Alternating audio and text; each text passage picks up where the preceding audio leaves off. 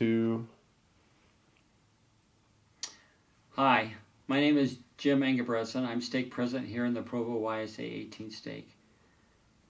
I'm really pleased to be able to talk and share a little bit of my background and personally my personal real affiliation for the Book of Mormon.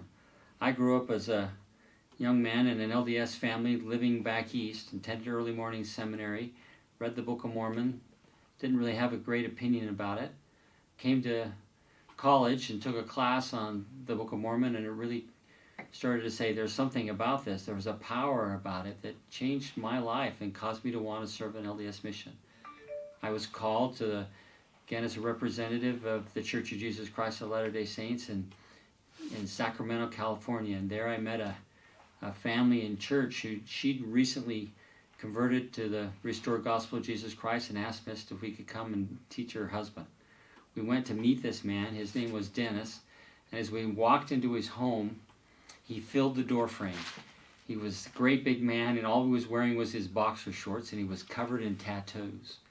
And he had a skull and crossbone and a naked lady and just an unusual thing. I wasn't used to seeing those kind of markings on a body, and he looked at us and said, "Get in here." And so we kind of walked in sheepishly, and he sat us down and he said, my wife has said I have to take these lessons, but I want you to know you can't con a con. And I was a little bit taken back for what he said, and he said, you see, I've grown up and been in and out of reform school and been in and out of penitentiary for years. I know about life, and I've had kind of a hard life, and my wife has really changed. When my wife changed and converted to the church, it's really caused me to change and look at it. So I've agreed to take these lessons. So we sat down with him and explained to him about God and how we loved him and cared about him, and gave him a Book of Mormon. We asked him to read it. He said he would. We came back, and he hadn't really read it. And we asked him why, and he said it was because he didn't know how to read.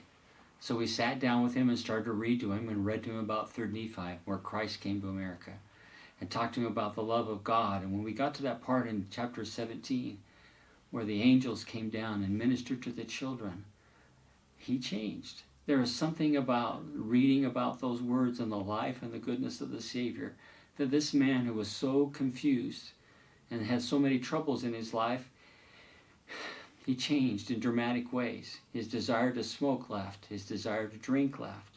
He changed his life so much that his friends used to come up to us and say, "What have you done to him?" And we said, "We can't do anything. We can't do that." But there's some power that comes from reading of the Book of Mormon. It brings us closer to Christ than any other book.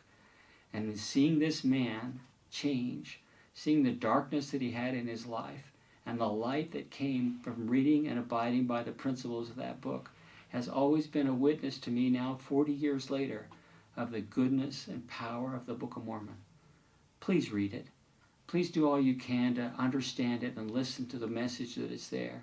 It has changed my life. I've seen it change hundreds of others, and I hope that it can change yours. Thank you.